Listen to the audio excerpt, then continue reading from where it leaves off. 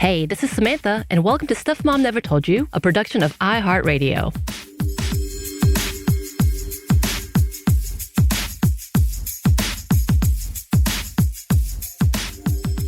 And today, I am still Annie-less, as she is still on jury duty, doing her civic duty once again. However, we are here with a very special edition of SMNTY with a bit of a crossover that I've been envisioning and I think I've been talking about for a while to you, Caroline. Anyway, that is me and Caroline, if you haven't guessed, translating our real life friendship into the podcast, which Caroline, of course, has put many years, blood, sweat, and tears to help create and push out into the world. Yes, y'all, I am joined by dearest and old hat of this podcast, Caroline. Yay! Hi. Yeah, it's funny. You and I haven't actually seen each other in quite a while, so I know. You have to schedule me to come on your show and talk for us to be able to hang out. This is essentially, I'm paying you to come be my friend. Like, this has always been my plan, I guess. Essentially, I was just thinking about our meet cute, you and I, and it had something to do with this podcast specifically, because the day that I met you in my I was in costume, wasn't I? It was, at a Trader Vic's in downtown Atlanta in the basement of, the Hilton?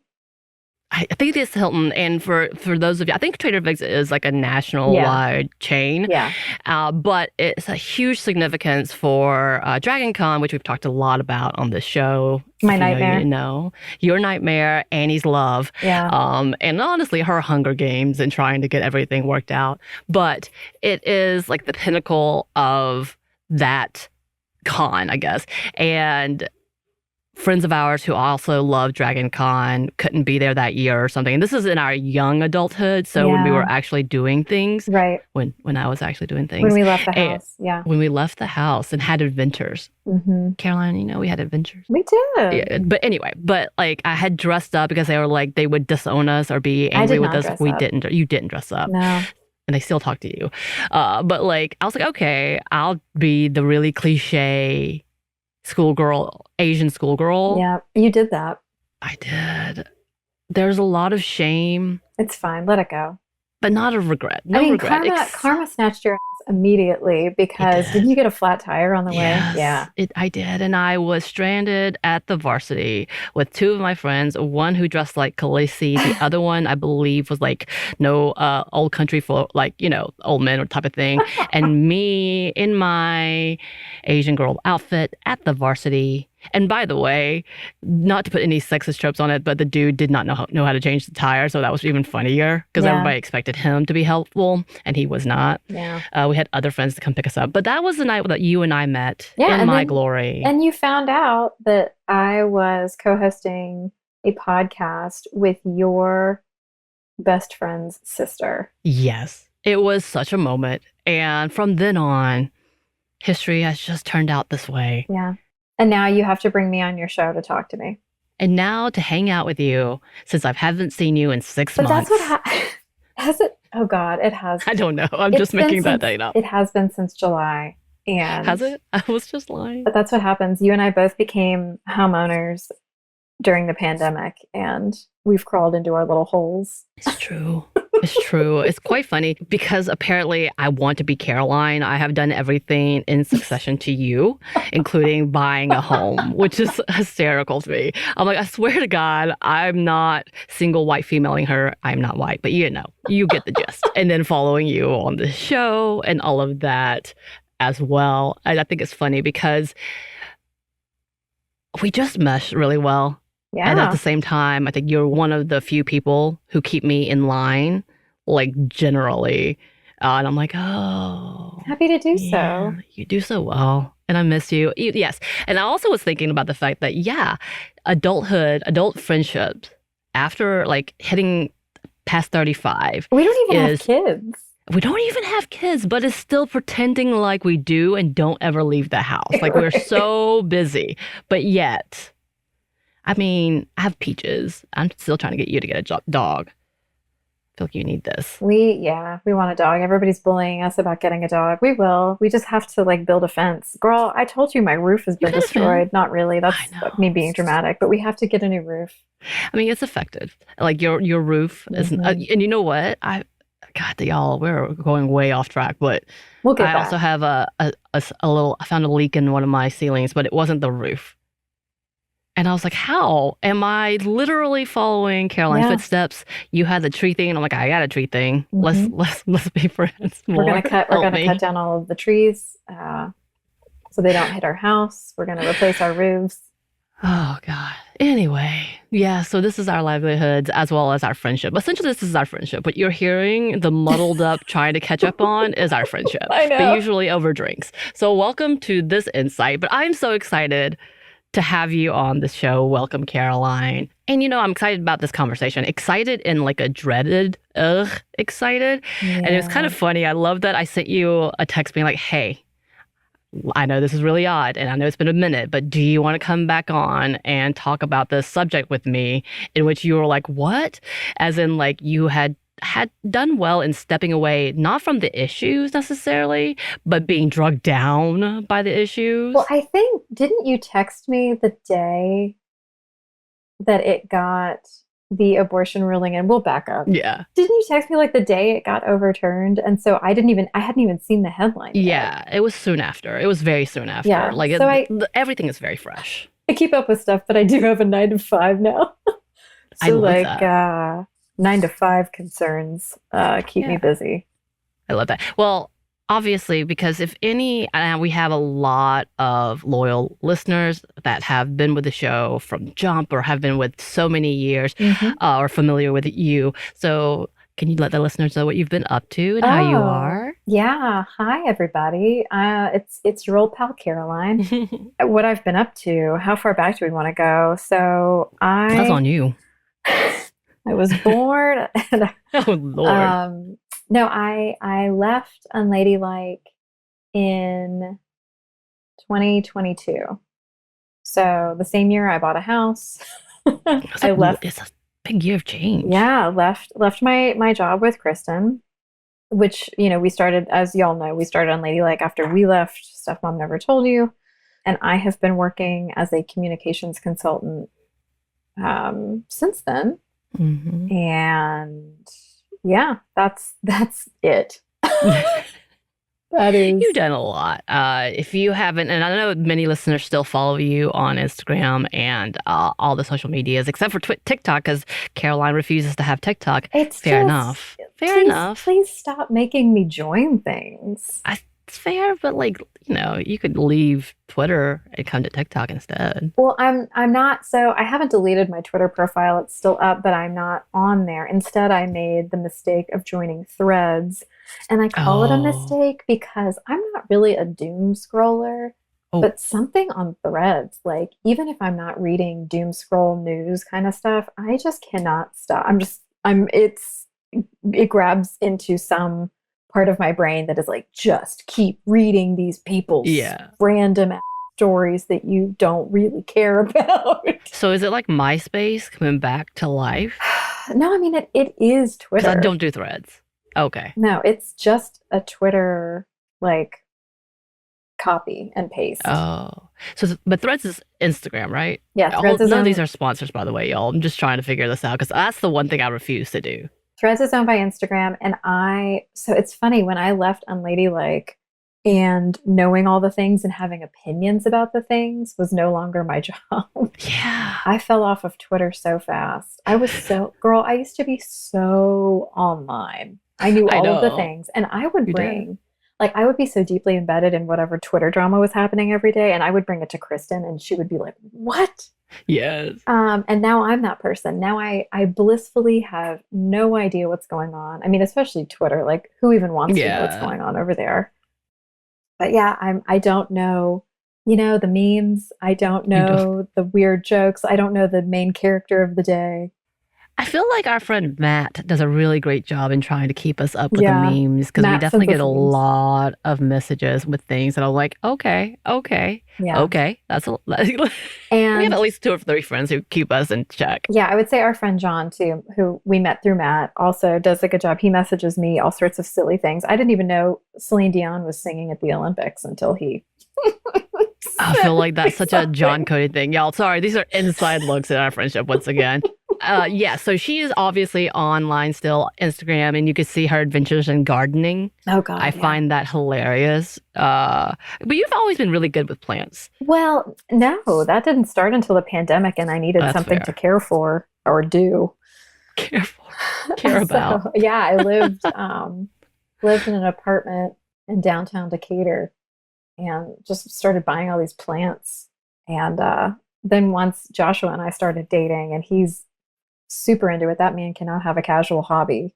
Um, yeah. AD, ADHD Then unite. we just went deep on those gardening hobbies. Yo, they got so many things. You have a great backyard for it, though, Yeah, so it's we've got perfect. the hoop house with the tomatoes in it. We have all these raised beds. We're toying with the idea of starting a CSA, but like Yeah, I'm promoting it, down. but not because we don't want to get in trouble. As I say Yeah, this to like a lot of people I thousands of don't people. know. Um, we don't want to tell Whoopsie. anyone really because it's like, oh, well, we don't want to get in trouble for like having a backyard Right. business. So I mean, if you ever see me post about having a CSA on Instagram, I'm just joking. Uh, but please give me money for my lettuce. that's not a thing. It's just among friends. I would pay you for the tomatoes for sure, which I've seen. Anyway, we've gone way sidetracked. Again, this is what happens when I don't see you in 6 months I know. and then Sorry, try to do this everyone. professionally. Yeah, Sorry, y'all, but I'm telling not. you. Sorry, but not. This You has know, been a long time in the making. podcasts, parasocial relationships, it's the conversations that matter, Samantha. Well, it's true. And you know what? I feel like this validates me when I'm like, no, really, I'm friends with her. No, really, I know her in real life. I know So I feel like her. I have to really prove this. Like, see, I know all this information about Caroline because I know her in real life. I do not stalk her. I mean, that I'm aware Anyway, of. I mean, come on. Don't worry about it.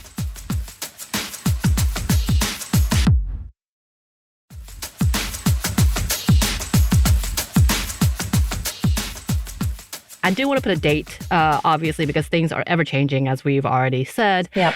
We actually did a Monday Mini about abortions in the state of Georgia already, and it was like, oh, completely out of date very quickly. But today is October 11th, 2024. And again, things are ever changing, very quickly changing. Elections are here. Early voting has pretty much arrived because registrations have ended, especially for the state of Georgia. I say I especially, can't wait to early specifically. vote. I'm going to early vote the out of this election. Yes, me too. We haven't really, Caroline, done too many episodes about the election because I'm just so disheartened by everything Yeah. that it's hard to really gain traction and excitement in anything except for saving somewhat of our rights crossing our fingers that can happen, but we'll see. But yeah, so today is October 11th of 2024, and we are talking about abortion specifically in the state of Georgia. So with that, this is a conversation that usually I think you and I would have over margaritas with a lot of cursing. And though we may not have margaritas in hand, Ugh. I know that's the sad part. I have a feeling there's going to be some cursing because we are very passionate about this. I'm very upset about so many And things. I am So so out of the habit of not editing myself. So yeah, just get the bleep finger ready. so if you're listening to this with a child and they're like, why is that beeping so much? Just pretend like it's a rap song. It's fine. So content warning for our listeners. Again, this will be an angry episode with cursing as we talk about the ever-changing situation of the reproductive laws and abortion bans in the state of Georgia and around. But we are kind of focusing on Georgia because that's made a lot of headlines recently. So, like we said, we've talked about this a little bit with our Monday Mini about how in the state of Georgia, at least 2 women have died due to the strict abortion laws that have been put in place in the state of Georgia. So, just as a quick rundown, after the Supreme Court overturned Roe v. Wade in 2022, Georgia, as well as many other states, quickly enacted a 6-week abortion ban, which had been held up in the Georgia Supreme Court until that point. But it was like a trigger law, right? it was, but it wasn't. Georgia was a little slower, so they couldn't classify that. But they've been working on banning abortion for a long, long time. So it's the Life Act that you're talking about, right? Yeah. Like Governor Brian Kemp signed that into law in 2019. So when Roe v. Wade was overturned in 2022, and you and I and a couple of our other friends went down and marched around the Capitol, Yes. it took effect. But we had a superstar judge. Not that I'm a fan of elevating any politician or elected official or anybody on a court to superstar status. But when I went back and read about that initial attempt at the ban being struck down, the law being struck down, it was Robert McBurney. It's the same Fulton County superior judge. Yeah, so he's been standing toe-to-toe against this law for a minute. And this is where this one was challenged. It was held up in the Supreme Court because they were like, they knew what was coming. Yeah. Unfortunately, this was a plan. We've talked about this as a plan. This has been a plan since jump from the 1970s. Like, they've been waiting for this moment, knowing that as soon as Roe v. Wade was enacted, they were like, yeah, we'll come back to this. We got you. Of course, we talked about Dobbs v. Jackson before, which was the catalyst in the overturning of everything. So since then, yes, the 6-week ban had been put into place during that time. Again, I'm going to put this as a caveat, like at least 2 women, because they're the ones that are being named specifically due to the abortion ban. We said in the Monday Mini how the family of Amber specifically was like, please, like, we need something to be done, but she is not just a martyr here. She was a person, and this is what should be noted. This is the conversation that should be had, and unfortunately, she has become a martyr for both sides. And I say both sides as in like left-leaning and right-leaning, and I'm going to talk about that at the end a little bit. But it's really sad that it's taken this point. And it's taken a while for this to be brought to attention, by the way. This happened previously. The death? And yes. And then they were like, and the other death, and we'll talk about her in a minute, a little bit, Candy Miller, was something because she was afraid of being prosecuted and persecuted for the want of having an abortion. And she died tragically due to that.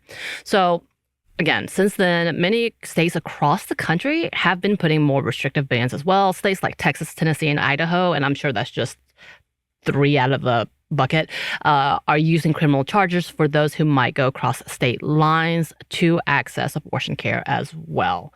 Alabama was also mentioned in here. We know that the governor had thoughts. What did the governor of Alabama say? Oh, so essentially, like, they deserve to be prosecuted, and this should be a federal thing, which everybody swore, abortion. The overturning of Roe v. Wade had everything with state rights, which I feel like they use for anything, because we know that was the whole thing with, slavery. Yeah, I was going to say, whenever the issue of states' rights comes up, I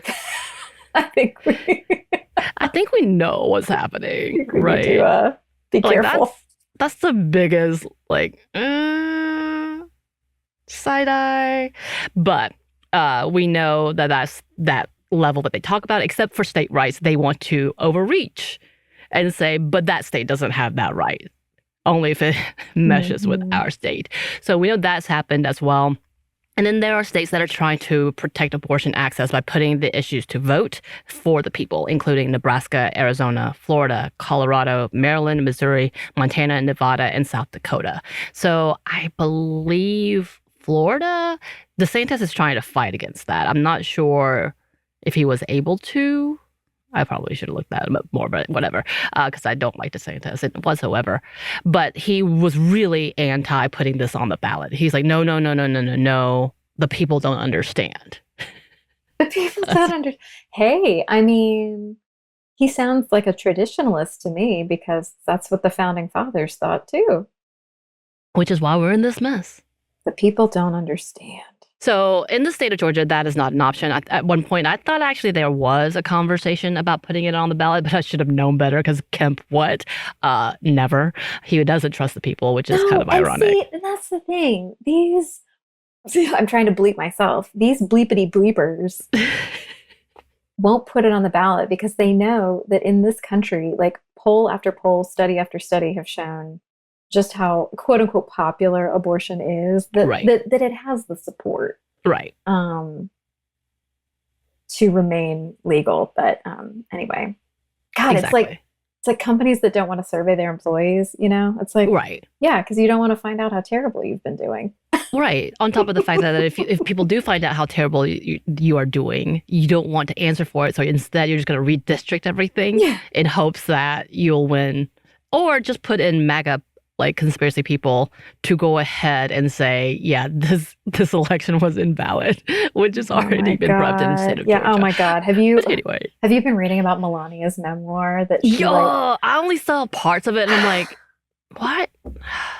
She pushes the big lie in her book. I mean, not surprisingly, but everybody's focused on that she's supposedly like pro-choice. Right. And I'm like, no, we are not elevating this woman. No, they're trying, but which is really funny because once again, that whole party would be very upset with her if that was actually true. But it is actually true for her. Mm-hmm. You know, she is pro-choice for her. And everything we know about that book is everything to do with Donald Trump's political advisors being like, we're going to do this book with her because she's a woman and people are going to love it. Mm-hmm. And then we're going to be like, look, see, and she supports the president. We're like, she's been MIA. Rightly so. Yeah, I mean, I'm sure he's paying her a great salary. Oh, absolutely. Or at the very least, like, he's faking something and giving her buildings or promises. I don't know. Whatever you just said sounds like a song lyric.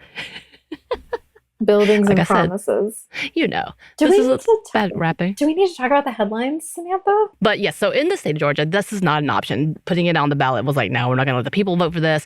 So again, as we talked about in our Monday Mini, after the public was made aware of the preventable deaths of Amber Thurman and Candy Miller, Sister Song, Women of Color, Reproductive Justice Collective Peoples, and some other organizations filed to have the current abortion ban struck down and was actually successful. So here's a quote from The Guardian about what happened. So the Fulton County Superior Judge Robert McBurney ruled that Georgia's six-week ban, which outlaws abortion before many people even know they are pregnant, is unconstitutional. And here's the quote he said: "Women are not some piece of collectively owned community property, the disposition of which is decided by majority vote."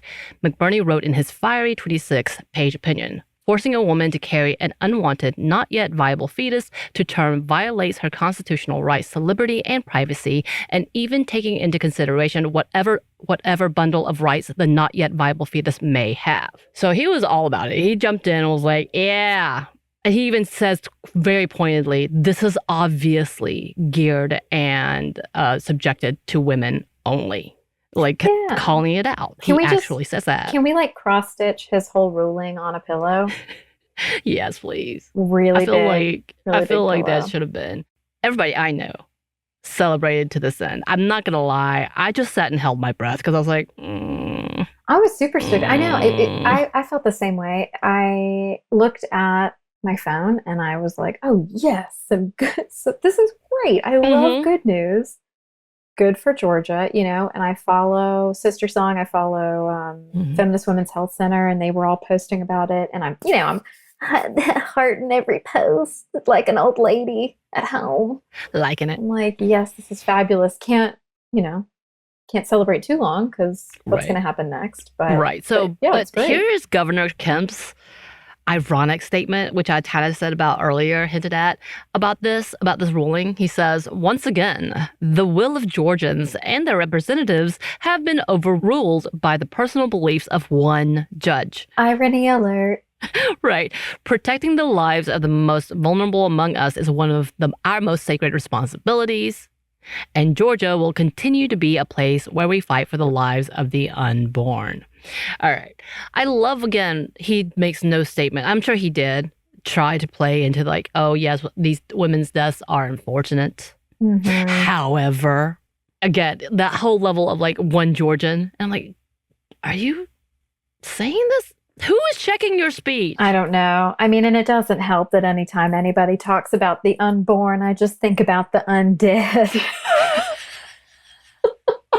So you have a picture of like zombie fetuses.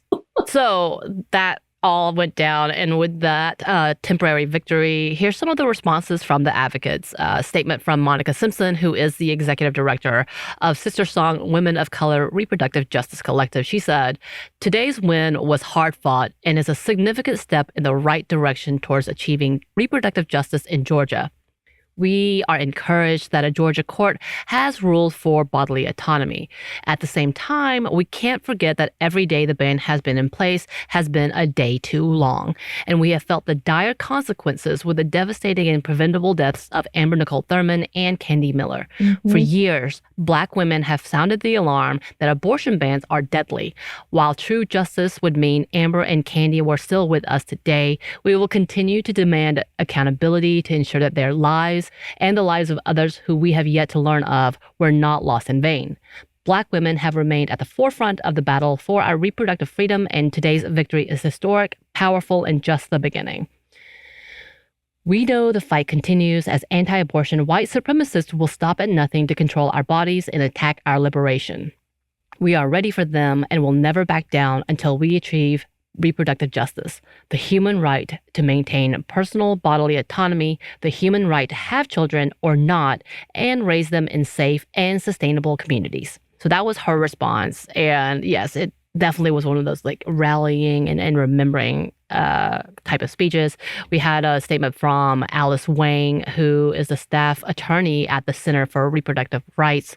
And she writes, "The Superior Court of Fulton County has rightfully struck down Georgia's 6-week abortion ban as a flagrant violation of Georgia's longstanding and robust right to privacy, restoring access to abortion at a time when too many have been prevented from accessing this critical health care and from deciding what is best for their bodies, health, and family lives. For too long, the ban has caused a public health crisis, as evidenced by the testimony plaintiffs presented at trial and devastating stories recently reported about the preventable deaths of Candy Miller and Amber Nicole Thurman. Today's ruling is a step forward, ensuring that people can access and clinicians can provide critical health care without fear of criminalization or stigma. This victory demonstrates that when the courts faithfully apply constitutional protections for bodily autonomy, laws that restrict access to abortion and force people to continue pregnancies against their will cannot stand." So there was a lot of victorious speeches, and I was really like, yes, I think there are so many more statements. If you go under the ACLU, they have a whole slew of representatives talking about what this meant for the state, what this meant for the country, and how this is something that is about bodily autonomy and whether you can or cannot. Like both of those things about pregnancy, about pursuing your pregnancy and having a child or not and moving on with your life. Like there are so many things in this conversation because there's also that bigger conversation about IVF treatment and that being taken off the table as well. And we know many of political figures as well as people in their lives that have been through IVF trying to get pregnant because they felt like that was what they were supposed to do. This is an opinion. Like, I think a lot of people have families, especially in the Republican/conservative sector, to fall in line with that ideal of the household and the head of the household, that whole narrative, which we talked about at length in our religious trauma, because that's something that's completely fed into this abortion ban as well. But there's this white supremacist ideal behind this abortion ban and about how it empowers white supremacists, especially in places like the state of Georgia.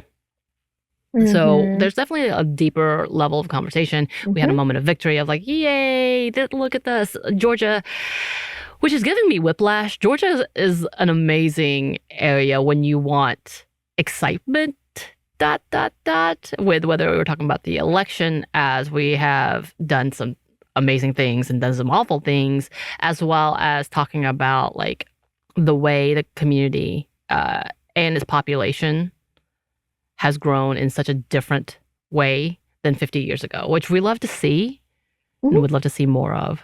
Well, I think it's why you hear, when people write off the Right. South as just, it's all MAGA people. It's all just racist white people down there doing terrible things. And for sure, there is plenty of that. But, you do have organizations like Sister Song that represent like the other viewpoint, that we are not a monolith down here for sure. Right. And again, we have to remind people, like, I think when we see things happening due to bad laws and bad faith that happens in the state, and then people are like, this is what you get for voting for these people. And we're like, no, no, no, no, no. Just a reminder about how heavily the powers that is currently in place uses every trick in the book in order to keep that power, and what that looks like for us who don't have as much of a voice, even if we try. The amount of protesting that happens here, that's a lot, actually. They had to put up a damn iron fence around the Capitol because they were afraid of the backlash that was going to happen. Atlanta, which is where Atlanta is in Fulton County, which we talk about a lot, has a dense part of the Georgia state population. But because of the way that the government has set it up, they don't give us much power. They do and they don't. It's kind of one of those things that limited. Cobb County, which is where Marietta, actually where the Braves are now playing out. It's where I'm from. It's where Caroline yields from, y'all. Like, has gone from all red to being very purple / kind of blue, but they redistricted it so quickly. Yeah. I know that's not a term.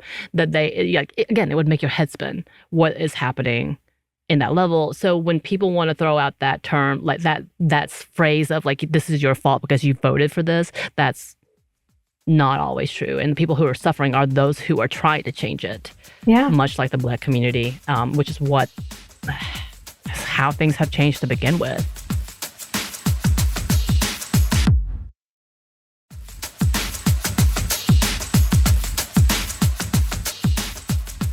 And then we got whiplash again just this week. Yeah, just not too long ago. So as soon as we reported this small victory, we immediately had a reversal. Again, we knew this was coming.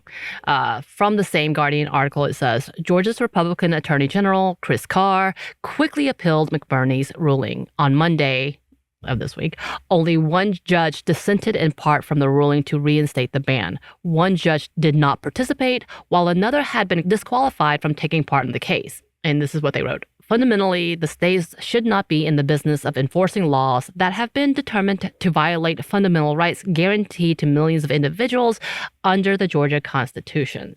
Justice John Ellington wrote, the status quo that should be maintained is the state of the law before the challenged laws took effect. Once again, I'm kind of going back and forth with like, do y'all hear what you're saying? Because if we want to challenge that, we should go back to what it was before. It was like, what are you talking? At which time? Yeah. No, I think conservatives are really good at doing that. And honestly, from just like a PR, key messaging, talking point standpoint, I feel like liberals are bad at it. We're too honest. We're too straightforward. We hold ourselves too accountable. We don't want to sound stupid by saying stuff like that, because then somebody will just say, well, but it was this other way before. Would be caught in a lie. But conservatives have no problem doing that. They play a little dirtier, which I loved. That's in heavy air quotes. I loved Claire Bartlett's quote. She's the executive director for the Georgia Life Alliance. She was telling the AP how worried she was that, there were just going to be like streams of women coming across the border getting abortions. And I'm like, I love the border of Georgia. Of like, everybody's going to be coming into our state to get surgical abortions, to get health care. And her quote, she said, there's no right to privacy in the abortion process because there's another individual involved. It goes back to protecting those who are the most vulnerable and can't speak for themselves. And honestly, Samantha, it makes me think of the headline this week about the UGA player who was arrested for beating up his pregnant girlfriend. Oh yeah. He was only arrested because of, whatever physical damage he might have inflicted on the fetus, not anything he did to the living, breathing adult woman. And I mean, that's a whole other conversation you and I could have for 3 hours about the perception of just women themselves, people who are getting abortions themselves, being pregnant. that person is not who anyone is trying to protect. Right. Obviously. I mean, look at the women who are dying. Right. That the fact that that's not even a factor in this conversation, that they are not being looked at as a part of society to care for at all, to be protected. We already know statistically pregnant women are the most vulnerable to being murdered and abused by their partners. So it's really, really shocking.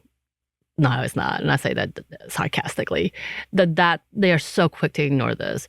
And the fact that people are going to use this, and I mean people as in conservatives, to be like, see, but it protects both of, like this, like rational, like this is what you wanted, right? To protect both of them. And this, the fact that they are being pushed into this headline, and the conversation shouldn't be about abortion in this conversation, because this woman, we don't know where she is. We don't know who she is. We don't know what she wants to do in her pregnancy. But that has become the forefront of her, like, trauma.